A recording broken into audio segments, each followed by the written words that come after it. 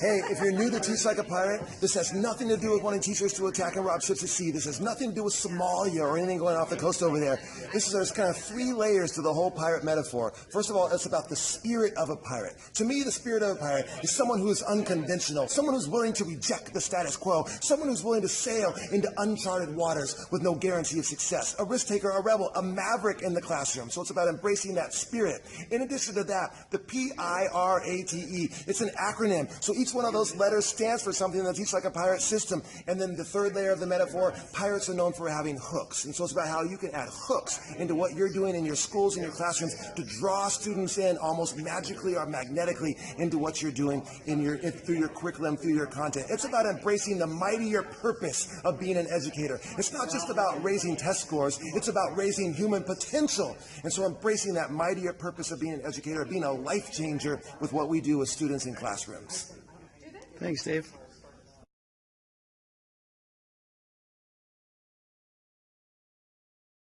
In seeking to realize our vision of becoming the district of choice, we understand it is imperative we continue to reach for higher ground.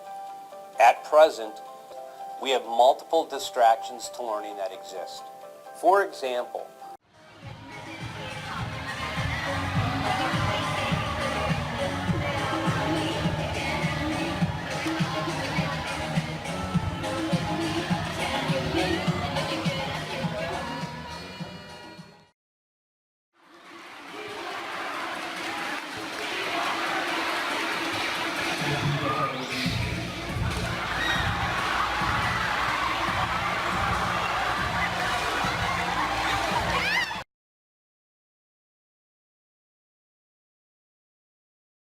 The focus of the committee was to identify the district's most pressing needs that could potentially hold us back from being the district of choice. Several key issues were identified.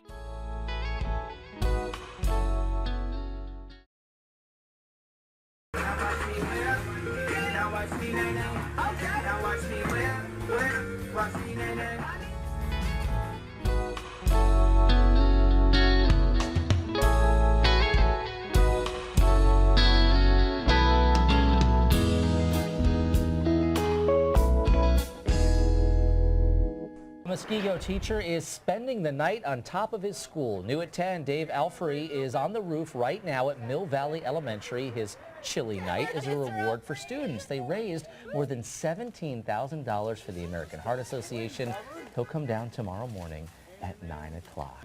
we understand it is imperative we continue to reach for higher ground. We have to ask ourselves, how conducive is that for learning? And how much quality teaching and learning really takes place indoors?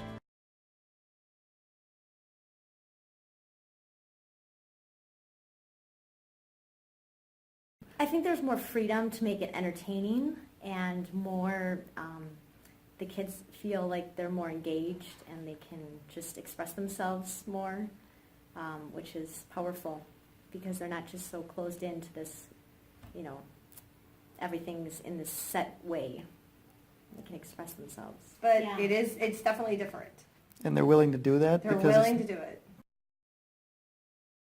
You get 3 tries to hit it on the circle, and each try you get is 15% of making it on a circle, and you get 3 tries, so total would be 45% out of all 3 tries to get 1 circle. Was it fun to make it? Yeah. Yeah. Best part about bobbleheads is just that the students get to choose, whatever they want to go and research, and then how they wanted to decorate or design their bobblehead. That's one part of it. Then the other part was how they were able to pick another piece of technology and then share their bobblehead experience on our Edmodo page. One of my phrases is stack your tech. So my student was able to take her pictures, put them into a story jumper, which she then put into Doceri, which then she also put into Erasma, and then posted all that to Edmodo. So that's what's been great with this pirate stuff, is I just keep adding more and more. Kenny, people are going to need a glossary to understand what you just said. Exactly.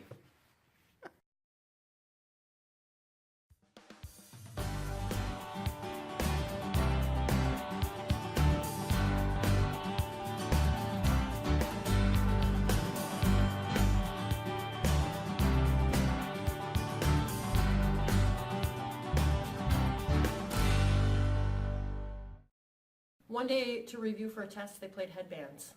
And I put terms on index cards. They wore the headbands. They had to question each other. They had to act things out. Okay. They had a blast. And kids who complain about everything, hey, wow, I learned something. You're right. They did things in different ways. So they were speaking, listening, reading. They were talking to each other. They were jumping out of their chairs. And it changes for the kids that don't learn in traditional ways. And they have a great time. I feel it's a lot more fun for them. It engages them more, and it makes them want to come to my class and want to be there.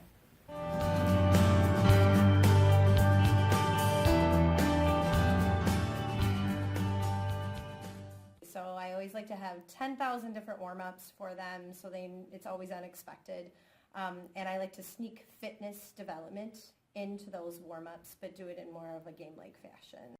And they like to challenge themselves to find examples that haven't already been done. So they're going deeper than they normally would. Like, it's just about being brave and just doing something crazy, even though it may or may not work. So what I found is that kids are so forgiving. But it's also worked the other way in the past, too. Like, I tried doing games before where I'm handing out badges about, like, who's being the bravest and coming up with the most outlandish ideas about a piece of art. And I thought it was totally going to flop. Sophomores in high school are not going to care about getting this stupid Divergent badge for being brave. And they totally loved it. So, I mean, I guess it goes either way. But I think the biggest thing I've learned is to just be flexible.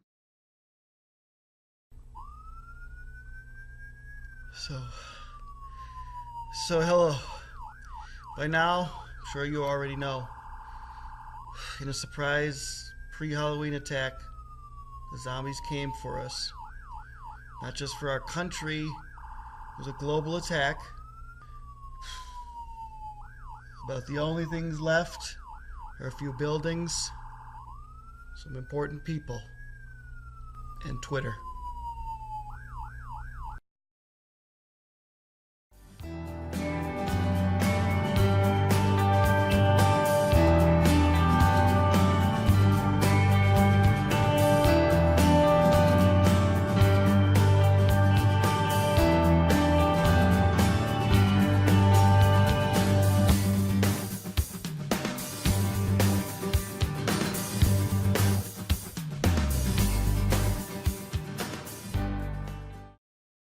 I don't think I ever was good at talking about what I did in my classroom. So I think that there are maybe a lot of other people out there that are like me, that when you talk about what you're doing in your classroom, you're not bragging about what you do in your classroom. You're just sharing ideas, and you're maybe opening up a venue for other people to talk about what they're doing and give you more ideas. It's more of a brainstorming activity rather than a look at me activity.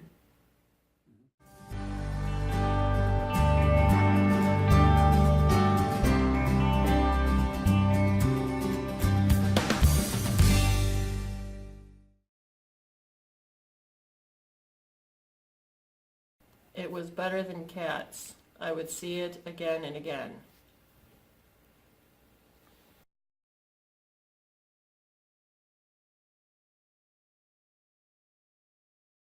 And I was lucky enough just last week to go to Muskego Elementary, and that's where we find Lori Amstead.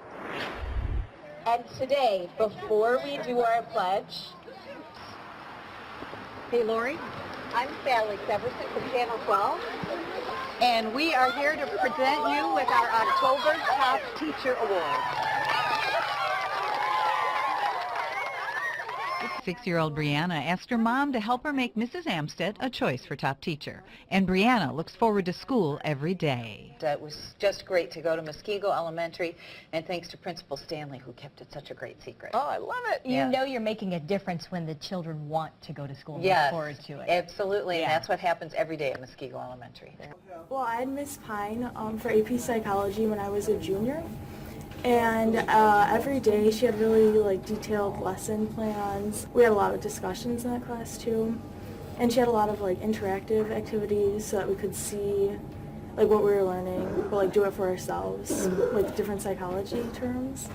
I could just tell that she really knew a lot about what she was talking about, and that she really cared about everything, and that her students would understand it and care just as much as she did.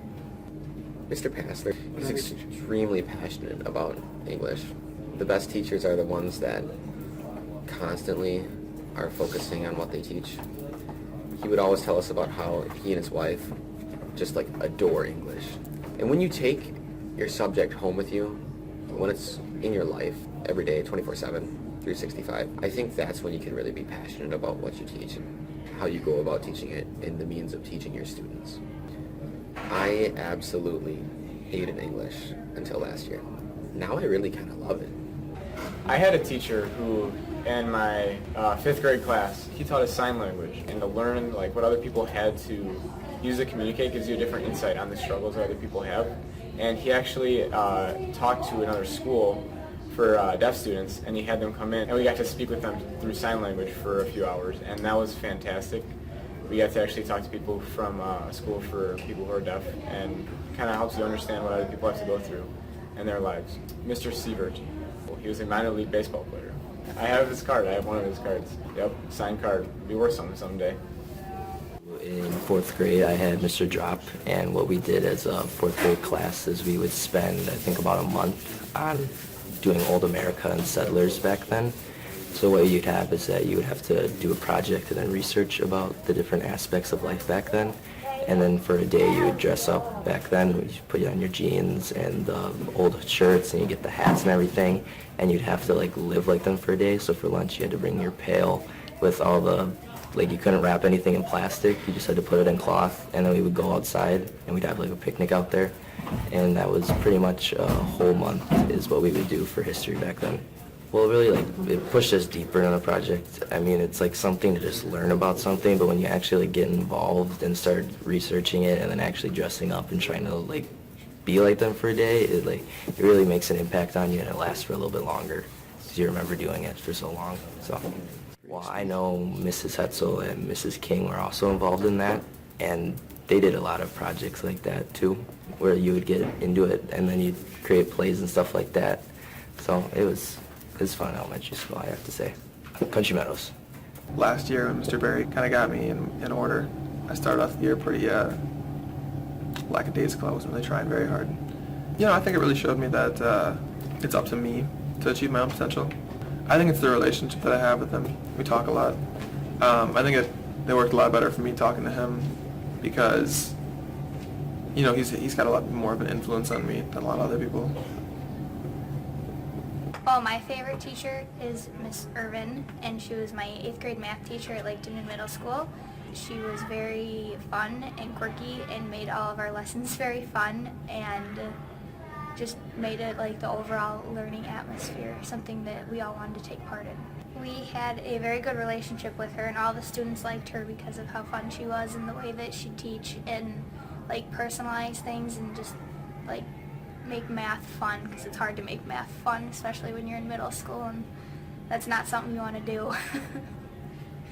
I did learn more math because of her, because of how she actually developed my interest in math more so than any other teacher had, and it influenced me to want to try harder in math and led me to getting all straight A's throughout high school in all my math classes. I remember 4th grade, I had Miss Kehoe. That was a fun year. I remember a slideshow she made at the very end of the year that like recapped our school year with her. And it had a bunch of pictures of us throughout the school year, which I thought that was cool. I remember writing our story in class. We wrote a class story. That was fun. It made us feel like it helped me feel like more connected to my classmates. Cause it kind of brought us together. Like the story, we all worked on it together. So it was an all-class thing, and I think it kind of brought us, like, you know, it was less of a, oh, I'm just kind of with these kids. It's like, no, they're my classmates. It's like a team now. Like, we're together in this. And it was right before middle school, so when, you know, you kind of had, like, a group of kids, you're like, yeah, we're together. And then you go to middle school, and you're like, okay, well, I still have these people, but then now I have more. You just kind of, like, add to it. And Miss Lado, who I think got married too. She was my history teacher, and at that time I was like history crazy, and I just loved it. So it was probably my favorite class. In 7th grade, I and Miss Moriarty, who was a great science teacher.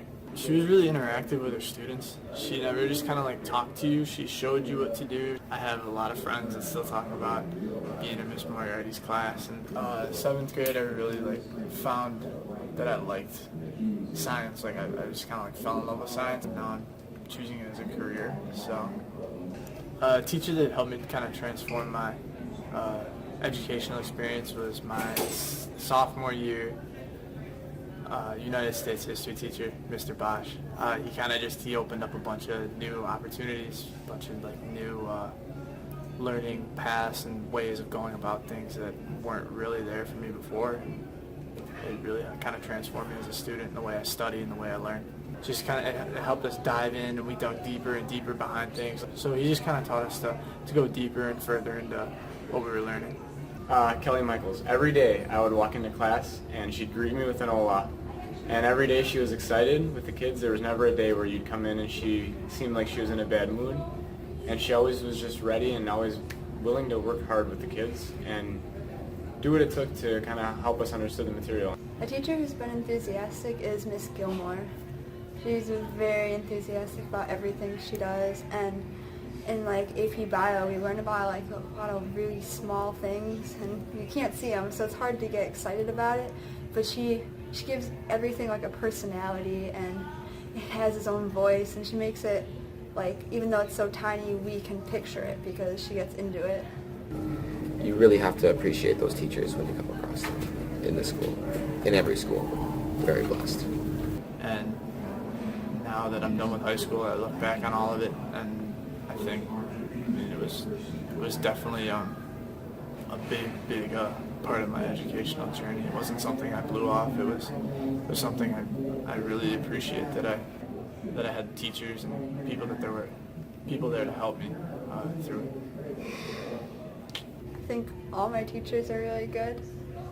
If I wouldn't have moved here in 2nd grade, I don't know, it'd be so different because like the classes I probably would have took probably won't be the same. I probably wouldn't have had the opportunity to take as many AP classes. I wouldn't be friends with the same people. That's weird to think about. I wouldn't have any of my teachers. I might not be going into what I'm planning on going to. I might not have gone to Madison if I didn't come here. If I didn't have like good science teachers throughout like my beginning from 2nd grade through middle school, and then like continuing through the high school, I might have not liked it as much, so I might have not looked at college and like, yeah, that's what I want to go into. Maybe I would have gone into history or something. That would have been terrible. History's not bad, but I think science is what I like more, and the teachers kind of help show me that's what I like.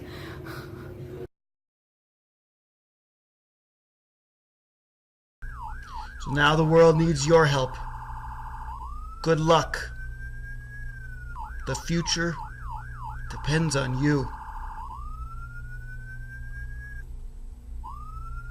We've got to go.